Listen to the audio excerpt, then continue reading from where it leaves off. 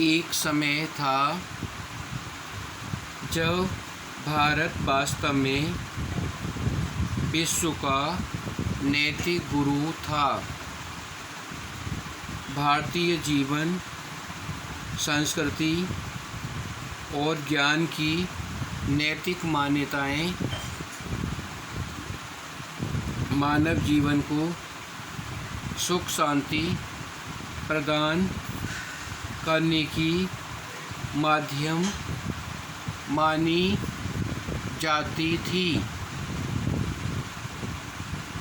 तब मनुष्य चरित्र व मूल्यों के पीछे भागता था, जबकि आज का मनुष्य सब कुछ इस तरह छोड़कर पैसे के पीछे भाग रहा है।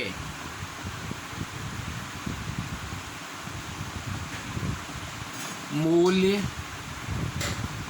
मान्यताओं या चारित्रिक सुधार की बात तो सपना हो गई है।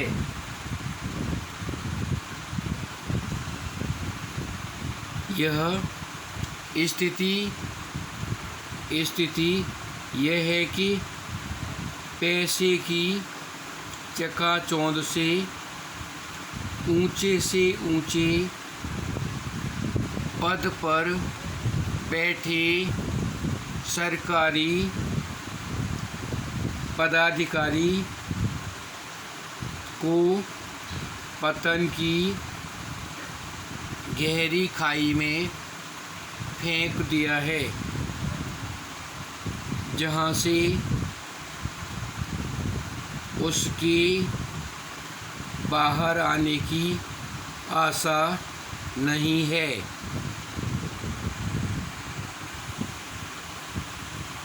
पतन की यह आंधी देश को कहाँ ले जाएगी, केवल भगवान ही जानता है।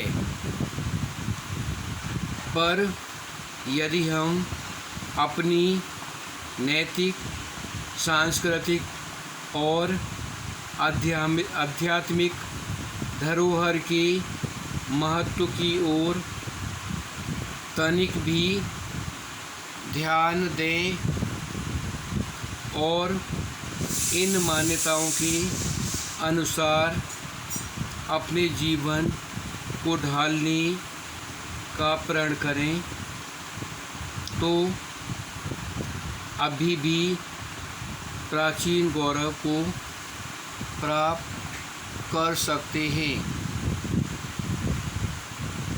There was a time when India was really the moral leader of the world. The Indian lifestyle, culture and moral values of education were taught to be the medium of providing happiness and peace to the human life. Then the human being used to run after morality and values, but today's man is running after money, leaving everything aside. The matter of morality values or character improvement has become a dream. The situation is that the glare of money has drawn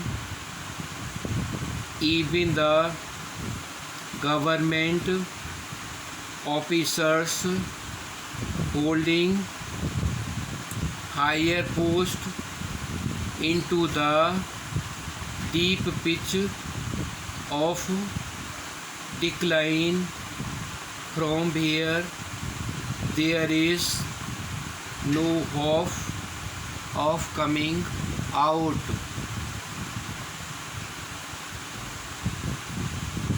Only God knows where this storm of decline would take the country. But if we pay little attention towards the importance of our moral, cultural and spiritual inheritance and take an oath to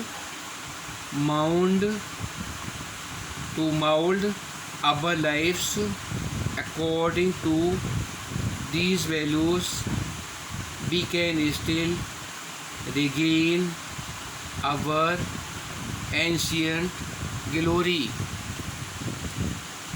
Senior classes to 5th have to write the dictation both Hindi and English and also translate this story. Junior classes have to write only dictation this and increase the speed of writing Hindi and English very fast.